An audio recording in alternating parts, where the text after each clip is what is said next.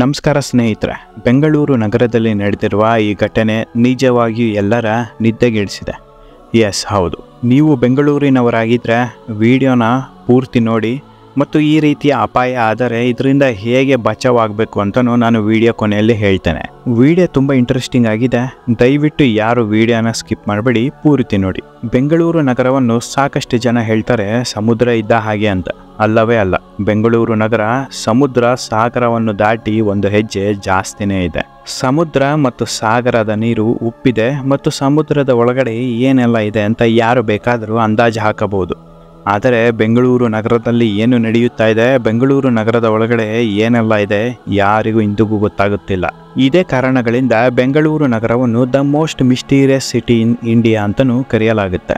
ಕಳೆದ ತಿಂಗಳು 9ನೇ ತಾರೀಕು ನಡೆದ ಈ ಘಟನೆ ಎಂಥವರಿಗಾದರೂ ಒಂದು ಪಾಠವಾಗಿ ಪರಿಣಮಿಸಿದೆ. ಸ್ನೇಹಿತರೆ, ಈ ವ್ಯಕ್ತಿಯ ಹೆಸರು ಪಂಕಜ್, ಇವರ ಹೆಂಡತಿಯ ಹೆಸರು ಸರೋಜಾ. ಹೊಸದಾಗಿ ಮದುವೆ ಆಗಿರ್ತಾರೆ, ಇಬ್ಬರು ಕೆಲಸಕ್ಕೆ ಹೋಗುವವರು. ಯಾವ ಕೆಲಸ ಅಂತ ಕೇಳಲೇಬೇಡಿ, ಬೆಂಗಳೂರಿನಲ್ಲಿ ಮದುವೆಯಾದ ಜೋಡಿಗಳು ಇಬ್ಬರು ಕೆಲಸಕ್ಕೆ ಹೋಗ್ತಾರೆ ಅಂದರೆ ಅದೇ IT-BT ಕೆಲಸ. ಈ ಸಿಲಿಕಾನ್ ವ್ಯಾಲಿಯಲ್ಲಿ ಏನಿಲ್ಲ ಅಂದರೂ 4 ಲಕ್ಷಕ್ಕೂ ಹೆಚ್ಚು ಸಾಫ್ಟ್ವೇರ್ ಉದ್ಯೋಗಿಗಳು ಇದ್ದಾರೆ.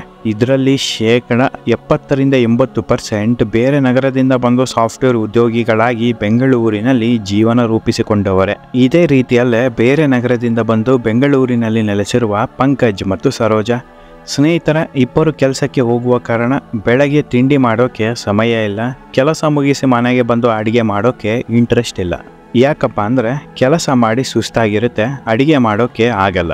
ಪ್ರತಿದಿನ ಹೊರಗಡೆ ಆಹಾರ ತಿನ್ನಬೇಕು. ಹಲವು ತಿಂಗಳ ಕಾಲ ಹೊರಗಡೆ ಆಹಾರ ಸೇವನೆ ಮಾಡ್ತಾರೆ. ಆದರೆ ಬರ್ತಾ ಬರ್ತಾ ಏನಾಗುತ್ತೆ ಅಂದರೆ ಒಂದೇ ರೀತಿಯ ಆಹಾರ ಸೇವನೆಯಿಂದ ಬೇಜಾರಾಗಲು ಶುರು ಆಗುತ್ತೆ.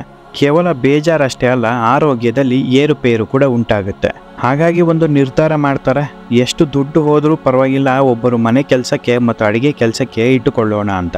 ಕೆಲಸದವರ ಹುಡುಕಾಟದಲ್ಲೇ ಸಿಕ್ಕಿದ್ದೇ ಈ ಪಾಕಿ ಎಂಬ ಮಹಿಳೆ. ಈಕೆಯ ಹೆಸರು ಪಾಕಿ. ಮೂಲತಃ ಬೆಂಗಳೂರಿನವರಲ್ಲ, ಕರ್ನಾಟಕ ರಾಜ್ಯದವರು ಕೂಡ ಅಲ್ಲ. ಸ್ನೇಹಿತರೆ, ಈ ಮಹಿಳೆ ಯಾವ ಊರಿನವರು ಅಂತ ಆಮೇಲೆ ಹೇಳ್ತೇನೆ, ಮಿಸ್ ಮಾಡಬೇಡಿ. ಈಕೆಯ ಹತ್ತಿರ ಪಂಕಜ್ ಕೇಳ್ತಾನೆ, ನಿಮಗೆ ಏನೇನು ಕೆಲಸ ಬರುತ್ತೆ ಹೇಳಿ ಅಂತ. ಈ ಮನೆ ಕೆಲಸದವಳು ಹೇಳ್ತಾಳೆ, ನಾನು ಎಲ್ಲ ರೀತಿಯ ಮನೆ ಕೆಲಸ ಮತ್ತು ಅಡುಗೆ ಕೆಲಸ ಮಾಡ್ತೇನೆ. ಸೌತ್ ಇಂಡಿಯನ್, ನಾರ್ತ್ ಇಂಡಿಯನ್ ಎಲ್ಲ ಮಾಡ್ತೇನೆ. ಅಷ್ಟೇ ಅಲ್ಲ, ಪ್ರತಿದಿನ ವೆರೈಟಿ ಅಡುಗೆ ಮಾಡಿ ಬಡಿಸ್ತೇನೆ. ಆದರೆ ನಾನು ಪ್ರತಿ ತಿಂಗಳು ಚಾರ್ಜ್ ಮಾಡೋದು 15,000 ರೂಪಾಯಿ ಅಂತ. ಇದಕ್ಕೆ ಒಪ್ಪಿದ ಪಂಕಜ್ ಕುಟುಂಬ ನಾಳೆಯಿಂದ ಬೆಳಗ್ಗೆ ಬಂದು ತಿಂಡಿ ಮಾಡಬೇಕು ಮತ್ತು ರಾತ್ರಿ ಬಂದು ಊಟ ತಯಾರಿಸಿ ಹೋಗಬೇಕು ಅಂತ ಹೇಳ್ತಾರೆ. ಸ್ನೇಹಿತರೆ, ಪಂಕಜ್ ಹೇಳಿದಂತೆ ಬೆಳಗ್ಗೆ ಮತ್ತು ರಾತ್ರಿ ಮನೆಗೆ ಬಂದು ಪಾಕಿಯವರು ತಿಂಡಿ ಊಟವನ್ನು ತಯಾರಿಸಿ ತಾನು ಕೂಡ ಇದೇ ಮನೆಯಲ್ಲಿ ತಿಂಡಿ ಊಟವನ್ನು ಮಾಡಿಕೊಂಡೇ ಹೋಗ್ತಾ ಇದ್ರು. ಪಂಕಜ್ ಕೂಡ ಏನು ಅನ್ನುತ್ತಾ ಇರಲಿಲ್ಲ, ನಮಗೋಸ್ಕರ ತಿಂಡಿ ಊಟ ಮಾಡ್ತಾರೆ, ಅವರು ಕೂಡ ತುಂಬ ಚೆನ್ನಾಗಿ ಇರಲಿ, ನಮ್ಮ ಮನೆಯಲ್ಲೇ ತಿನ್ಕೊಂಡು ಹೋಗಿ ಅಂತ ಸುಮ್ಮನಿರ್ತಿದ್ರು. ಹೀಗೆ ತಿಂಗಳುಗಳು ಕಳೆದು ಹೋಗುತ್ತೆ. ಪಾಕಿ ಒಂದು ದಿನವೂ ರಜಾ ಹಾಕೋಕ್ಕೆ ಸಾಧ್ಯನೇ ಇರಲಿಲ್ಲ. ಯಾಕಪ್ಪ ಅಂದರೆ ಪಾಕಿಯವರ ಕೈ ರುಚಿಗೆ ಮನಸೋತಿದ್ದ ದಂಪತಿಗಳು ಹೊರಗಡೆ ಆಹಾರ ಸೇವನೆ ಮಾಡೋದನ್ನೇ ಮರೆತು ಬಿಟ್ಟಿದ್ರು. ಪಂಕಜ್ ಅವರ ಕುಟುಂಬದಲ್ಲಿ ಪಾಕಿಯವರು ಕೂಡ ಒಬ್ಬರಾಗಿ ಬಿಡ್ತಾರೆ. ಅಷ್ಟು ಚೆನ್ನಾಗಿ ಪಾಕಿಯವರನ್ನು ನೋಡಿಕೊಳ್ಳುತ್ತಾರೆ. ಒಂದು ದಿನ ಪಾಕಿ ಹೇಳ್ತಾಳೆ, ನಾನು ಬೇಗ ಬಂದು ನೀವು ಆಫೀಸ್ಗೆ ಹೋಗುವ ಮುಂಚೆ ಅಡಿಗೆ ಮಾಡಿ ಹೋಗ್ತೇನೆ, ಆಮೇಲೆ ಬಂದು ಮನೆ ಕೆಲಸ ಮಾಡ್ತೇನೆ. ಯಾಕಪ್ಪ ಅಂದರೆ ಇನ್ನೊಂದು ಮನೆಗೆ ನಾನು ಕೆಲಸಕ್ಕೆ ಒಪ್ಪಿಕೊಂಡಿದ್ದೇನೆ ಅಂತ. ನಿಮ್ಮ ಮನೆಗೆ ಬಂದು ಅಡಿಗೆ ಕೆಲಸ ಮುಗಿಸಿ ಅವರ ಮನೆಗೆ ಹೋಗಿ ಮನೆ ಕೆಲಸ ಮುಗಿಸಿ ನಂತರ ಮತ್ತೆ ನಿಮ್ಮ ಮನೆಗೆ ಬಂದು ಮನೆ ಕೆಲಸ ಮುಗಿಸಿಕೊಂಡು ಹೋಗ್ತೇನೆ ಅಂತ. ಸರಿ, ಹಾಗಾದರೆ ನಿಮಗೆ ಹೇಗೆ ಅನುಕೂಲ ಆಗುತ್ತೋ ಹಾಗೆ ಮಾಡಿ ಅಂತ ಹೇಳಿ ಪಂಕಜ್ ಮನೆ ಬೀಗದ ಕೈಯನ್ನು ಪಾಕಿ ಕೈಯಲ್ಲಿ ಕೊಡ್ತಾನೆ. ತುಂಬಾ ನಿಷ್ಠೆಯಿಂದ ಮನೆ ಬಾಗಿಲು ಓಪನ್ ಮಾಡಿ ಕೆಲಸ ಮುಗಿಸಿ ಮತ್ತೆ ಲಾಕ್ ಮಾಡಿಕೊಂಡು ಹೋಗ್ತಾ ಇದ್ಲು. ಒಂದು ದಿನ ಏನಾಗುತ್ತೆ ಅಂದ್ರೆ ಎಂದಿನಂತೆ ಗಂಡ ಹೆಂಡತಿ ಇಬ್ಬರು ಕೆಲಸಕ್ಕೆ ಹೋಗ್ತಾರೆ. ಸಂಜೆ ಸುಮಾರು 7:15 ಮನೆಗೆ ಬರ್ತಾರೆ. ಮನೆ ಬಾಗಿಲು ಓಪನ್ ಮಾಡೋದಕ್ಕೆ ಕೀ ಉಪಯೋಗಿಸಲು ಮುಂದಾಗ್ತಾರೆ. ಆದರೆ ಬಾಗಿಲು ಆಗಲೇ ಓಪನ್ ಆಗಿರುತ್ತೆ. ಪಂಕಜ್ಗೆ ಹೆದರಿಕೆ ಆಗುತ್ತೆ. ಮನೆ ಒಳಗಡೆ ಹೋಗಿ ನೋಡ್ತಾರೆ, ಬೆಡ್ರೂಮ್ ಕಬೋರ್ಡ್ ಒಳಗೆ ಇಟ್ಟಿದ್ದ ಬೆಲೆ ಬಾಳುವ ವಸ್ತುಗಳು ಎಲ್ಲವೂ ಮಾಯ ಆಗಿರುತ್ತೆ. ತಕ್ಷಣ ಪೊಲೀಸ್ ಅಧಿಕಾರಿಗಳಿಗೆ ತಿಳಿಸ್ತಾರೆ. ಅಧಿಕಾರಿಗಳು ಮನೆಗೆ ಬಂದು ಎಲ್ಲ ಕಡೆ ಇನ್ವೆಸ್ಟಿಗೇಷನ್ ಮಾಡ್ತಾರೆ ಮತ್ತು ಒಂದು ಪ್ರಶ್ನೆಯನ್ನು ಕೇಳ್ತಾರೆ, ಮನೆಯಲ್ಲಿ ಯಾರ್ಯಾರಿದ್ದಾರೆ ಮತ್ತು ಪ್ರತಿದಿನ ಹೊರಗಡೆಯಿಂದ ಮನೆಗೆ ಯಾರ್ಯಾರು ಬರ್ತಾರೆ ಅಂತ. ಮನೆಯಲ್ಲಿ ಇರೋದು ನಾನು ಮತ್ತು ನನ್ನ ಹೆಂಡತಿ, ಹೊರಗಡೆಯಿಂದ ಮನೆ ಒಳಗಡೆ ಬರೋದು ನಮ್ಮ ಮನೆ ಕೆಲಸದವರು. ಈ ಕೆಲಸದ ಆಕೆಯ ಹೆಸರು ಪಾಕಿ ಅಂತ. ತುಂಬ ಒಳ್ಳೆಯ ಹುಡುಗಿ, ಇವಳ ಮೇಲೆ ಅನುಮಾನ ಪಡೋದು ಬೇಡ. ಪಾಕಿಯವರು ಈ ರೀತಿ ಕೆಲಸ ಮಾಡೋಕೆ ಸಾಧ್ಯನೇ ಇಲ್ಲ, ಅವರ ಬಗ್ಗೆ ನಮಗೆ ಗೊತ್ತು ಅಂತ ಪೊಲೀಸರಿಗೆ ಪಂಕಜ್ ಹೇಳ್ತಾನೆ. ಪೊಲೀಸ್ ಅಧಿಕಾರಿಗಳು ಈ ದಂಪತಿಗೆ ಹೇಳ್ತಾರೆ, ನಿಮ್ಮ ಮನೆಗೆ ಬಂದು ಕಳ್ಳತನ ಮಾಡಿರುವ ಕಳ್ಳರನ್ನು ಹಿಡಿಯೋಕೆ ನಿಮ್ಮ ಸಹಾಯ ಕೂಡ ಬೇಕು ಅಂತ. ನಾಳೆ ಕೆಲಸದವಳು ಏನಾದರೂ ಬಂದರೆ ಏನೂ ಹಾಗೇ ಇಲ್ಲದಂತೆ ಇರಬೇಕು. ಕೆಲಸದವರ ಮುಖದಲ್ಲಿ ಸ್ವಲ್ಪನಾದರೂ ಬದಲಾವಣೆ ಕಂಡರೆ ತಕ್ಷಣ ನಮಗೆ ಕರೆ ಮಾಡಿ, ನಾವು ಇಲ್ಲೇ ಪಕ್ಕದಲ್ಲೇ ಇರ್ತೇವೆ ಅಂತ ಹೇಳ್ತಾರೆ. ಬೆಳಗ್ಗೆ ಕೆಲಸದವಳು ಎಂದಿನಂತೆ ಕೆಲಸಕ್ಕೆ ಬರ್ತಾಳೆ. ಪಂಕಜ್ ಅಂದುಕೊಳ್ತಾನೆ, ಇವರು ಏನಾದರೂ ಕದ್ದಿದ್ರೆ ಮತ್ತೆ ಕೆಲಸಕ್ಕೆ ಬರ್ತಾನೆ ಇರಲಿಲ್ಲ, ಸುಮ್ಮನೆ ಪಾಕಿ ಅವರ ಮೇಲೆ ಅನುಮಾನ ಪಟ್ಬಿಟ್ವಿ ಅಂತ ಹೇಳಿ ಪಾಕಿ ಅವರನ್ನು ಗಮನಿಸದೆ ಹಾಗೆ ಹೋಗಿ ಬಿಡ್ತಾನೆ. ಆದರೆ ಪಂಕಜ್ನ ಹೆಂಡತಿಗೆ ಮಾತ್ರ ಈ ಕೆಲಸದವರ ಮೇಲೆ ಅನುಮಾನ ಇದ್ದೇ ಇರುತ್ತೆ. ಕೆಲಸದವಳ ಮುಖದಲ್ಲಿ ಒಂದು ಬದಲಾವಣೆಯನ್ನು ಗಮನಿಸ್ತಾಳೆ. ಅದೇನಪ್ಪ ಅಂದರೆ, ಕೆಲಸ ಮಾಡುವ ಸಮಯದಲ್ಲಿ ಕಳ್ಳತನ ಆದ ಕೊಠಡಿಯನ್ನೇ ನೋಡ್ತಾ ಇರ್ತಾಳೆ. ಯಾವತ್ತೂ ಕೂಡ ಈ ರೀತಿ ಮಾಡಿರಲಿಲ್ಲ. ನಂತರ ಪೊಲೀಸ್ ಅಧಿಕಾರಿಗಳಿಗೆ ಇವೆಲ್ಲವನ್ನು ಹೇಳ್ತಾರೆ. ನಂತರ ಕೆಲಸದವಳು ಮನೆ ಕೆಲಸ ಎಲ್ಲ ಮುಗಿಸಿ ತನ್ನ ಮನೆಗೆ ವಾಪಸ್ ಹೋಗುವಾಗ ಪೊಲೀಸ್ ಅಧಿಕಾರಿಗಳು ಈಕೆಯನ್ನು ಹಿಂಬಾಲಿಸಿ ಮನೆಗೆ ಹೋಗಿ ರೆಡ್ ಹ್ಯಾಂಡ್ ಆಗಿ ಹಿಡಿತಾರೆ. ಪಂಕಜ್ ಅವರ ಮನೆಯಲ್ಲಿ ಕದ್ದ ವಸ್ತುಗಳು ಪಾಕಿ ಅವರ ಮನೆಯಲ್ಲಿ ಇರುತ್ತೆ. ಸ್ನೇಹಿತರೆ, ಈ ಮುಂಚೆ ಪೊಲೀಸ್ ಅಧಿಕಾರಿಗಳು ಪಾಕಿ ಒಬ್ಬ ಕಳ್ಳಿ ಅಂತಲೇ ಎಲ್ಲ ಪತ್ತೆ ಹಚ್ಚಿರ್ತಾರೆ. ಈಕೆ ಬೆಲೆ ಬಾಳುವ ವಸ್ತುಗಳು ತಗೊಂಡು ಹೋಗ್ತಾ ಇರೋದು CCTVಯಲ್ಲೂ ಕೂಡ ಕಂಡುಬರುತ್ತೆ. ಅತಿಯಾಗಿ ನಂಬಿದ್ದ ಮನೆ ಕೆಲಸದವಳು ಎಂಥ ರಾಕ್ಷಸಿ ಅಂತ ಈ ದಂಪತಿಗಳಿಗೆ ಗೊತ್ತಾಗಲಿ ಅಂತಲೇ ಕೆಲಸದವರು ಮುಖ ಬದಲಾವಣೆಯನ್ನು ಗುರುತಿಸಿ ಅಂತ ಪೊಲೀಸ್ ಹೇಳೋದು.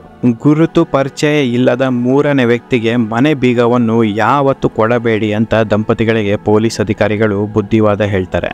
ಸ್ನೇಹಿತರೆ, ಈ ಕೆಲಸದವಳು ಮೂಲತಃ ಬಿಹಾರ್ ರಾಜ್ಯದವಳು. ಬಿಹಾರ್ ಮತ್ತು ನೇಪಾಳದಿಂದ ದೊಡ್ಡ ಸಂಖ್ಯೆಯಲ್ಲೇ ಬೆಂಗಳೂರಿಗೆ ಜನಗಳು ವಲಸೆ ಬಂದಿದ್ದಾರೆ. ಹೀಗೆ ವಲಸೆ ಬರುವ ಹೆಣ್ಮಕ್ಳಾಗಿರ್ಬೋದು ಗಂಡು ಮಕ್ಕಳಾಗಿರ್ಬೋದು, ಒಂದು ಸೆಕ್ಯೂರಿಟಿ ಗಾರ್ಡ್ಸ್ ಆಗಿ ಕೆಲಸ ಮಾಡ್ತಿರ್ತಾರೆ, ಇನ್ನೊಂದು ಮನೆ ಕೆಲಸಕ್ಕೆ ಬರ್ತಾರೆ ಮತ್ತು ಅಡಿಗೆ ಕೆಲಸಕ್ಕೆ ಬರ್ತಾರೆ. ವರ್ಷಗಟ್ಟಲೆ ಮನೆಯಲ್ಲಿ ಕೆಲಸ ಮಾಡೋದು, ನಂಬಿಕೆ ಬರ್ಸೋದು, ನಂತರ ಕೊನೆಯಲ್ಲಿ ಕತ್ತು ಸೀಳಿ ಹೋಗ್ತಾರೆ. ಬೆಂಗಳೂರಿನಲ್ಲಿ ಬೇರೆ ರಾಜ್ಯದವರನ್ನು ಕೆಲಸಕ್ಕೆ ಇಟ್ಟುಕೊಳ್ಳುವುದಕ್ಕಿಂತ ಮುಂಚೆ 1000 ಸಲ ಯೋಚನೆ ಮಾಡೋದು ತುಂಬಾ ಮುಖ್ಯವಾಗಿದೆ. ಸ್ನೇಹಿತರೆ, ಒಂದು ಗಮನಿಸಬೇಕಾದ ವಿಚಾರ ಏನಪ್ಪಾ ಅಂದರೆ, ಬೆಂಗಳೂರಿನಲ್ಲಿ ಆಗುವ ಕ್ರೈಮ್ಗಳು ಬೇರೆ ರಾಜ್ಯದಿಂದ ಬಂದವರಿಂದಲೇ ಜಾಸ್ತಿ ಆಗ್ತಾ ಇರೋದು ತುಂಬಾ ದುಃಖದ ಸಂಗತಿ. ಸ್ನೇಹಿತರೆ, ಮನೆಗೆ ಬರುವ ಮೂರನೇ ವ್ಯಕ್ತಿಗಳನ್ನು ಅತಿಯಾಗಿ ನಂಬಬೇಡಿ. ನಂಬಿ ಮನೆ ಕೀಯನ್ನು ಅವರ ಕೈಯಲ್ಲಿ ಕೊಡಬೇಡಿ. ಯಾವಾಗ ಏನಾಗುತ್ತೆ ಅಂತ ಗೊತ್ತಾಗಲ್ಲ. ಬೆಂಗಳೂರಿನಲ್ಲಿ ನಡೆದಿರುವ ಈ ಘಟನೆಯಿಂದ ಸಾಕಷ್ಟು ಜನ ಎಚ್ಚೆತ್ತುಕೊಂಡಿರೋದು ಮಾತ್ರ ಖಂಡಿತ ಸತ್ಯ. ಸ್ನೇಹಿತರೆ, ನೀವು ಬೆಂಗಳೂರಿನವರಾಗಿದ್ದು ನಿಮ್ಮ ಮನೆಯಲ್ಲಿ ಬೇರೆ ರಾಜ್ಯದವರು ಏನಾದರೂ ಕೆಲಸಕ್ಕೆ ಬರ್ತಾ ಇದ್ರೆ ಈ ಒಂದು ಟಿಪ್ಸನ್ನು ಫಾಲೋ ಮಾಡಿ ಖಂಡಿತವಾಗಿಯೂ ಸೇಫ್ ಆಗಿ ಇರ್ತೀರಾ. ಸ್ನೇಹಿತರೆ, ಸಾಧ್ಯವಾದರೆ ಮನೆ ಹೊರಗಡೆ ಮತ್ತು ಮನೆ ಒಳಗಡೆ ಡೈನಿಂಗ್ ಹಾಲಲ್ಲಿ CCTVಯನ್ನು ಅಳವಡಿಸಿ. ಇದರಿಂದ ಕೆಲಸದವರು ಮನೆ ಒಳಗಡೆಯಿಂದ ಏನು ತಗೊಂಡು ಹೋಗ್ತಾರೆ ಮತ್ತು ಮನೆ ಹೊರಗಡೆಯಿಂದ ಏನು ತಗೊಂಡು ಬರ್ತಾರೆ ಅನ್ನೋದು ಸ್ಪಷ್ಟವಾಗಿ ಕಂಡುಬರುತ್ತೆ. ಸ್ನೇಹಿತರೆ, ಎರಡನೆಯದಾಗಿ ಕೆಲಸದವರು ಬಂದಾಗ ದುಡ್ಡಿನ ವಿಚಾರ ಆಗಿರ್ಬೋದು, ಕುಟುಂಬದ ವಿಚಾರ ಆಗಿರ್ಬೋದು ಯಾವತ್ತಿಗೂ ಮಾತನಾಡಬಾರದು. ಮತ್ತು ಮನೆ ಬೀಗದ ಕೈಕೊಟ್ಟು ಕೆಲಸದವರನ್ನು ಅತಿಯಾಗಿ ನಂಬಬೇಡಿ. ಕೆಲಸದವರು ಮನೆಯಲ್ಲಿ ಎಲ್ಲೆಲ್ಲಿ ಹೋಗ್ತಾರೆ ಅಲ್ಲಿ ಮಾಲೀಕರು ಒಂದು ಕಣ್ಣು ಇಟ್ಟಿದ್ರೆ ಇನ್ನೂ ಅತ್ಯುತ್ತಮ. ಈ ಒಂದಿಷ್ಟು ಟಿಪ್ಸನ್ನು ಫಾಲೋ ಮಾಡೋದ್ರಿಂದ ಖಂಡಿತವಾಗಿಯೂ ಯಾವುದೇ ಅಪಾಯ ಸಂಭವಿಸಲ್ಲ. ಸ್ನೇಹಿತರೆ, ನಿಮಗೆ ಈ ವಿಡಿಯೋ ಇಷ್ಟ ಆಗಿದ್ರೆ ದಯವಿಟ್ಟು ಒಂದು ಲೈಕ್ ಕೊಡಿ, ಶೇರ್ ಮಾಡಿ, ಸಬ್ಸ್ಕ್ರೈಬ್ ಮಾಡಿ, ಪಕ್ಕದಲ್ಲೇ ಇರುವ ಬೆಲ್ ಐಕಾನ್ ಪ್ರೆಸ್ ಮಾಡೋದನ್ನು ಮರೆಯಬೇಡಿ. ಇದೇ ರೀತಿ ಇಂಟ್ರೆಸ್ಟಿಂಗ್ ವಿಚಾರದೊಂದಿಗೆ ಖಂಡಿತ ಮತ್ತೆ ಮುಂದಿನ ವಿಡಿಯೋದಲ್ಲಿ ಸಿಗ್ತೇನೆ. ಅಲ್ಲಿವರೆಗೂ ಎಲ್ಲರಿಗೂ ಶುಭ ದಿನ.